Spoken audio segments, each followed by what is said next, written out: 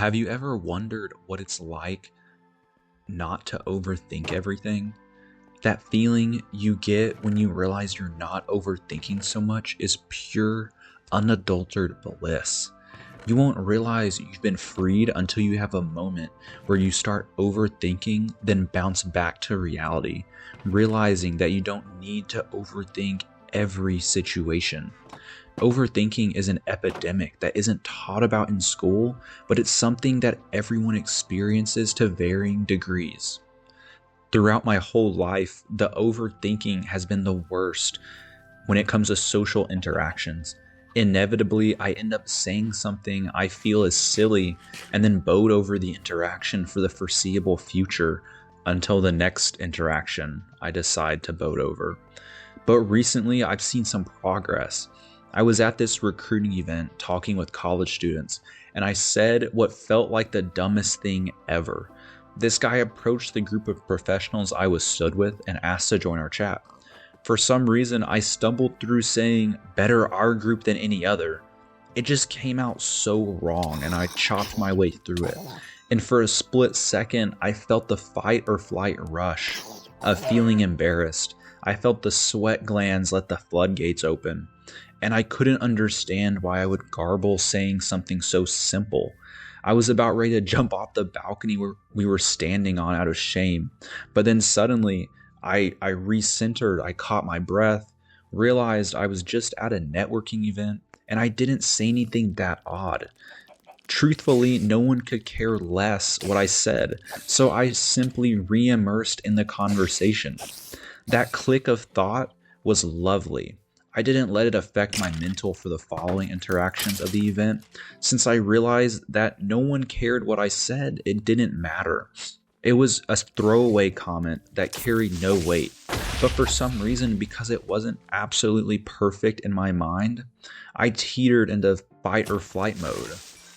I've been overthinking for about as long as I can remember. In high school and college, it was overthinking conversations with girls I liked, and I was completely racked with nerves, unable to relax because of it. I swear I couldn't have a conversation with someone I wasn't close to already because I would spend so much time rehearsing conversations in my head only to mess up in the moment and be frustrated that I wasn't prepared enough, and then think about the interaction over and over again, only making the feedback loop worse. I'd also overthink my career path perpetually, never able to get comfortable with what I had lined up. More recently, I've been overthinking my finances and investing strategies, always rethinking my stance on the economy and burdening myself by trying to play the market perfectly, as if I know how to beat the market. Part of overthinking is realizing in the moment when it's happening. Training the brain to pick up on its own tendencies is a strong first step in fighting this battle. There's this idea in sports psychology called changing the channel, and you do it when you start to have negative thoughts about your performance either before or during competition. To me, though, it's more about knowing what channel you're on instead of changing the channel. There are days when I just can't stop overthinking, even though I know it's happening. And there isn't a single other channel on the TV to change to, but I can turn the sound down and I can rest easier being aware of the overthinking that's occurring and realize that I'm not in the best state of mind at the time. As someone who's dealt with this for a long time, some days it's easy and other days I really struggle. It's just how it goes, and you get used to that. This is completely undiagnosed, but I feel the core of my overthinking is rooted in feeling that every word I say has to carry some greater meaning. Subconsciously, I might feel that because I'm shy, I have to make my words count more, but that's completely false and couldn't be further from reality. The truth is that no one cares about like 90% of what they hear.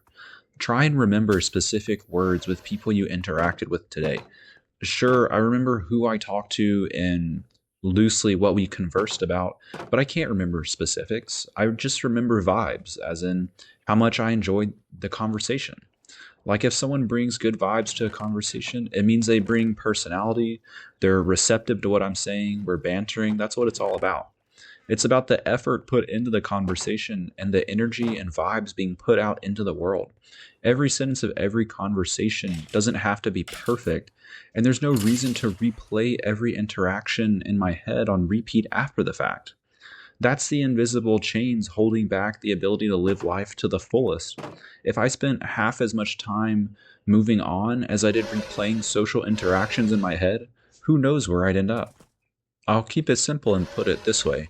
The key to leaving behind overthinking, especially after social interactions, is to realize, and more importantly, truly accept subconsciously that overthinking isn't worth the mental bandwidth. If I want someone to know they matter to me, I ask them about themselves and make further observation or inquiry. I'm going to butcher conversations, of course, but if I can continue effectively conversing, it's possible to build that rapport still. And if a conversation doesn't go picture perfect, just move on. Good chatters can make that connection quickly with anyone, and it takes refraining from overthinking because that throws off your energy in the moment as you hyper analyze every syllable spoken. Conversation is about adapting to the information you're hearing, seeing, feeling. And if I'm hyper analyzing every syllable, I'm not going to get enough reps in to improve at conversing without overthinking.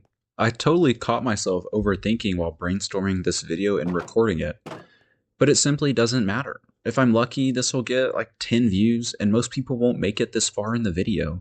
And those who do will likely forget they even watched this video after a day. Me putting my thoughts to paper and into words has been a big step for me in this continuous journey of overcoming overthinking. Defeating overthinking isn't a battle for the faint of heart because it's a continuous effort that requires self-awareness and willingness to change. But if you like this video, please drop a like, let me know your thoughts, and consider to subscribing. It's free, why not? But regardless of what you do, thanks for your time and have a wonderful day free from overthinking.